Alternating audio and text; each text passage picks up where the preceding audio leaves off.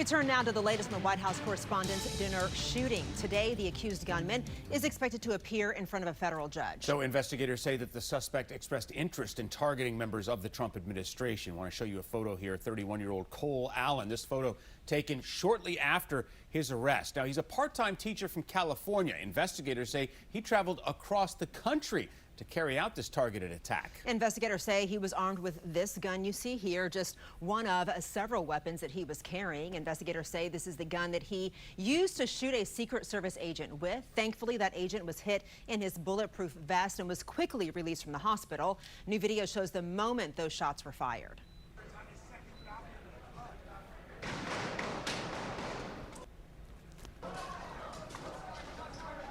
Well, those gunshots turned the evening into chaos, sending people running. Then just moments later, Secret Service agents rushed inside the ballroom. They pulled Vice President J.D. Vance off the stage and then rushed President Trump and the First Lady. Now, the FBI is leading the investigation. Agents raided Allen's home in Southern California here on Saturday night. This scene taking place about 20 minutes south of LAX airport. And we have learned that Allen has a sister who lives in Rockville. We're told that she spoke to Secret Service agents and Montgomery County Police yesterday.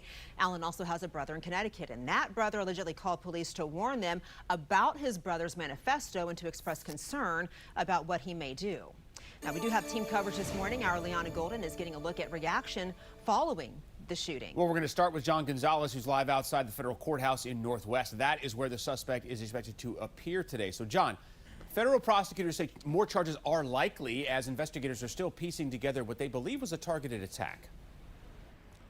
That's absolutely right. Good morning, Adam. And this morning, federal authorities are zeroing in, piecing together what they believe was a deliberate, targeted attack on Saturday night. And in just hours, the man at the center of it all is going to make his first court appearance here inside federal court in downtown Washington. Now, authorities say Cole Allen came armed with a shotgun, a handgun, and a knife, rushing a secured checkpoint there at the Washington Hilton. But what's becoming clear this morning is what may have led up to that moment. Investigators say Allen wrote a manifesto filled with anti-government rhetoric and references to targeting administration officials. That document was sent to family members just before the shooting, prompting his brother to alert police in Connecticut. We're also learning that Allen had ties to a group known as the Wide Awakes, attended political protest, and had been training with firearms for some time. Despite all of that, family members told investigators they never believed he would act on those ideas. It's very hard to know, if this gets worse before it gets better. But certainly the conditions are there for it to, for acts of political violence to continue. Social media is ubiquitous. Now, prosecutors say the charges we see today, including assault on a federal officer and weapons violations, may only scratch the surface. That list could grow. More on that coming up later this hour. Reporting live, John Gonzalez, 7 News. Well, now how was the suspect able to get so close to the president, and dozens of high-profile officials is raising serious security concerns this morning.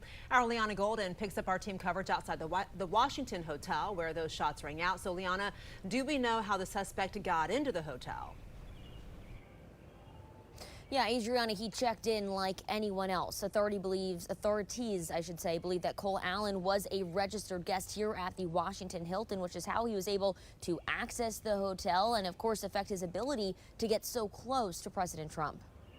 Being a hotel allowed people to enter the location without their bags being searched and without being vetted. So these are the types of locations that are really challenging for law enforcement to secure.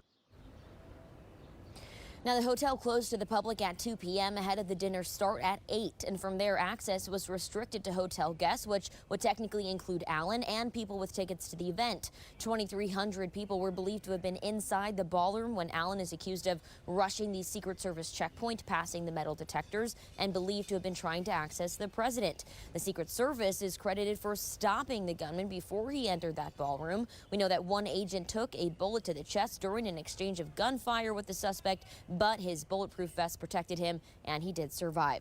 Top officials saying their multi-layered approach here worked. The system worked. The Secret Service kept us safe, and that man was quickly apprehended and subdued minutes, seconds after he tried to breach the perimeter. Now, it's unclear when Allen checked into the Washington Hilton, if it was earlier that day or days prior.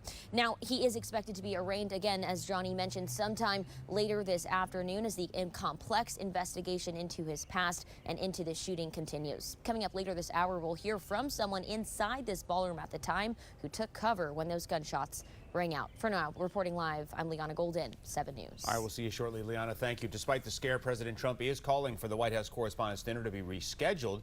He spoke with Norah O'Donnell on 60 Minutes. Because I don't want to see it be canceled. I don't want to have a crazy person. I think it's really bad for a crazy person to be able to cancel something like this. We should do it within 30 days, and they'll have even more security. And they'll have bigger perimeter security. It'll be fine. But tell them to do it again. We can't let something be. It's not that I want to go. I'm very busy. I don't need that. I think it's very important that they do it again. White House Correspondents Association President Zhang is not committing to doing it again just yet. She posted on social media yesterday saying their board will meet to assess what happened and to determine how to proceed. And the president doubled down on the need for the White House ballroom. He posted on social media that Saturday night shooting is why there needs to be a safe space on White House grounds for events like the Correspondents' Dinner. He said hosting the event at the Hilton is a security issue. We looked at all of the conditions that took place tonight, and I will say, you know, it's not a particularly secure building, and I didn't want to say this, but this is why we have to have all of the attributes of what we're planning at the White House. It's actually a larger room, and it's much more secure. It's drone-proof, it's bulletproof glass. We need the ballroom. That's why Secret Service, that's why the military are demanding it. Lawsuits have been filed to halt the ballroom project. Trump is calling for them to be dropped. We'll be following the latest on this shooting throughout the day. We're expecting updates from officials as the investigation moves forward, as well as the latest from the accused gunman's court hearing. You can follow along with the latest both on air and online over on our website, WJLA.com.